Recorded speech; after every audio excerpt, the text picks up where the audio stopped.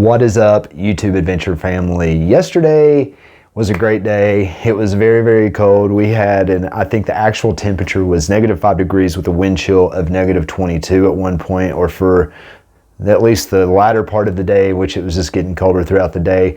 The winds were incredible, and it tended to just blow all the snow into the trees, which is where we got to take this board.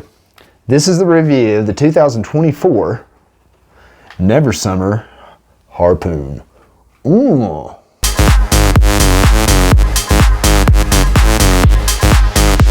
So yeah, we got to take this board out yesterday. We had some really severe conditions. It was -5, like I was saying, -22 was the wind chill factor. The wind was just absolutely relentless. It was blowing all the snow into the trees like it usually does. And Andrew from Freshly Charged came up to go on a little ride with us. It was really nice. We brought out our paddle boards, took out the the 2024 Never Summer Harpoon out onto the mountain, freshly waxed. It was still sticking. It was so cold. The snow was just blowing everywhere. So we just headed out into the trees and had an absolute wonderful day. Yeah, we dropped in right above Ram's Horn here, and as we dropped above Ram's Horn, at the top of Ram's Horn, anyway, this tree run right here is known as buckskin trees. It comes right in at the top. It drops down. It has like a bunch of quick drops and flats, and quick drops and flats. And if you stay like a little bit to the left center there, you could really just get some beautiful silky snake runs. The board performed amazing. It was so surfy and so floaty. I went with a 156, which is the normal size board I ride. So having a powder board here, it was really, really nice to have that surfy feel. The width is a lot wider though. You could probably drop down to like a smaller size than you normally ride. I probably could have dropped down a size, which I may try here the next time I take that board out. You could get all these rentals, these Never Summer boards. You could rent them and demo them out and try them out over at Ski Base in Vail in Lions Head Village there, right across from the Burton store, and it's called Ski Base. They do take reservations, so if you do reserve ahead of time, I believe you could save up to 25%. I will have a link down below where you could go make your reservations. But yeah, this Never Summer board was absolutely amazing. Like I said, it was very surfy, but the width kept it very stable. The tail was very nice. It was very playful, believe it or not. I really felt like I was riding a much smaller board, and almost a freestyle board. Even though this is basically a full directional, I was still riding it in switch anyway through the trees. It ollied great. It handled great.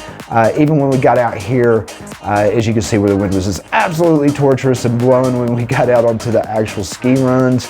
It was just total blown chunder is what I would call this. It was chopped blown chunder. Everywhere, ice, pockets of snow. You'd go fast, you would get sticky. The conditions is constantly changing the board.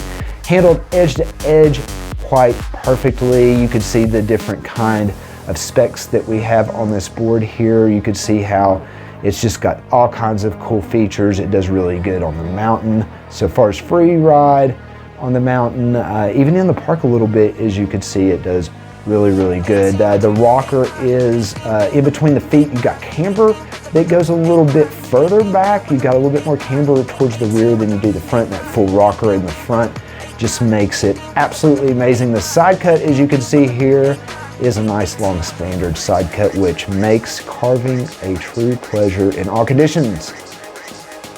What a great board. Totally surprised. It's out of the norm of any kind of board that I ever use. I always go with like either a directional twin or a true twin. The Capita here that I have the indoor survival in a 156 is my daily driver. I took out, just so you know, I did take out the Never Summer Harpoon with my Union Ultra bindings, which would be a binding you'd probably just say, wow, that's just a really different binding. It worked out perfectly in the trees, just having that extra flexibility. I also rode today wearing the Ride Jackson boas.